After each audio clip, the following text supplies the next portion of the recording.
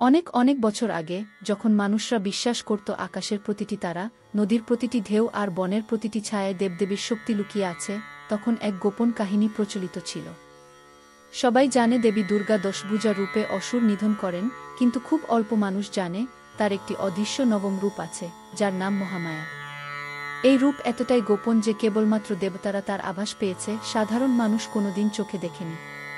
হিমালয়ের পাদদেশে এক শক্তিশালী রাজ্য ছিল যেখানে মানুষ সুখে শান্তিতে বাস করত। কিন্তু সেই সুখ এক ভয়ঙ্কর দানবের জন্মে ভেঙে গেল। তার নাম রক্তাক্ষস। তার শরীর ছিল পাহাড়ের মতো বিশাল, চোখ জ্বলত আগুনের মতো, আর প্রতিটি পদক্ষেপে মাটি ফেটে যেত। সে ঘোষণা দিল, দেবলোক জয় করবে, কেউ তাকে হারাতে পারবে না।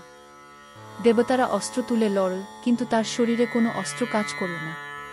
তলোয়ার, গদা, তীর সবকিছু গায়েব হয়ে যেত তার গায়ে লাগামাত্রই। অসহায় দেবতারা মহাদেবের শরণ নিল। মহাদেব গম্ভীর স্বরে বললেন, দশভুজা রূপ দিয়েও এ অসুরকে পরাজিত করা সম্ভব নয়। দুর্গার অদৃশ্য নবম রূপ আহ্বান করতে হবে। এই কথা শুনে দেবতারা আতঙ্কিত হয়ে গেল। কারণ সেই রূপ একবার প্রকাশিত হলে মহাবিশ্বের ভারসাম্য নড়ে উঠতে পারে, সময়ের প্রবাহ পর্যন্ত বদলে যেতে পারে। কিন্তু অন্য কোনো পথ ছিল না। রাজ্যের মন্দিরে হাজারো প্রদীপ জ্বলছিল।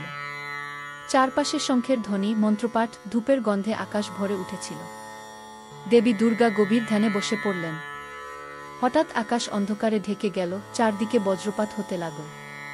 মানুষ ভয়ে কুঁকড়ে গেল। দেবী চোখ বন্ধ করলেন, আর তার কপালের মাঝখান থেকে ফুটে উঠল এক অদ্ভুত আলোকরেখা। সেই আলো ছড়িয়ে পড়ল আকাশে, আর তার চারপাশে ঘুরতে লাগল অসংখ্য নক্ষত্র ও মহাজাগতিক আলোকস্টার। মুহূর্তেই তার শরীর ভরে উঠল মহাবিশ্বের আলোয়। তখনই প্রকাশ পেল দেবীর অদৃশ্য রূপ, মহামায়া। তার চোখে আর মানুষের দৃষ্টি ছিল না, ছিল অসীম শূন্যতার গভীরতা। রক্তাক্ষস হেসে উঠল, আমি তোকে চিনতে পারি না। তুই কি করে আমাকে হারাবি?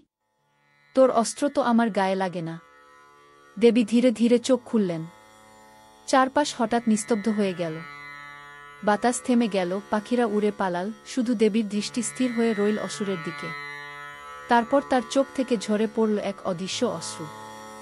সে অশ্রু কোনো সাধারণ জল ছিল না। তাতে লুকিয়ে ছিল সৃষ্টি আর বিনাশের রহস্য, মহাজগতের অশেষ শক্তি। অশ্রুটি যখন মাটিতে পড়ল, পৃথিবী কেঁপে উঠল। রক্তাক্ষস ছুটে এল দেবীর দিকে, কিন্তু মাটিতে পড়া সেই অশ্রু স্পর্শ করার সাথে সাথেই তার দেহ ভস্ম হয়ে গেল। আগুন, ধোঁয়া আর আলো মিশে এক অদ্ভুত বিস্ফোরণ হল। অসুর বিলীন হয়ে গেল, যেন সে কোনোদিন ছিলই না। মানুষ চোখে কিছুই দেখতে পেল না। তারা শুধু অনুভব করল বাতাসে এক অচেনা কাঁপন আর শরীর জুড়ে শীতলতার ছোঁয়া। দেবতারা স্তব্ধ হয়ে নতজানু হয়ে প্রণাম করল। দেবী তখন ধীরে ধীরে আবার তার দশভুজা রূপে ফিরে এলেন। সব শান্ত হয়ে গেল। কিন্তু সেই দিন থেকে বিশ্বাস জন্ম নিল, দেবীর এক গোপন রূপ আছে, যা শুধু পৃথিবীর চরম বিপদের মুহূর্তে প্রকাশিত হয়। এখনও বলা হয়, দুর্গাপূজার নবমী রাতে যদি কেউ একা কোনো প্রাচীন মন্দিরে বসে থাকে, আর হঠাৎ কানে ভেসে আসে এক অদৃশ্য ঘণ্টাধ্বনি কিংবা বাতাসে ছড়িয়ে পড়ে অচেনা সুগন্ধ, তবে বুঝতে হবে দেবীর মহামায়ার রূপ তার আশেপাশে রয়েছে। আর যদি হঠাৎ কানে আসে এক অদৃশ্য কান্নার শব্দ, তাহলে নিশ্চিত হতে হবে দেবীর অশ্রু আবার পৃথিবীর মাটিতে ঝরে পড়েছে। দেবী দুর্গাকে আমরা সবাই দশভুজা রূপে জানি, কিন্তু লোকগাথায় বলা হয় তার একটি গোপন নবম রূপ আছে, যেটা সাধারণ মানুষ কখনো চোখে দেখে না। আজ সেই রহস্যময় কাহিনী শুনুন, যা হয়তো কেবল লোককথা, আবার হয়তো চিরন্তন সত্য।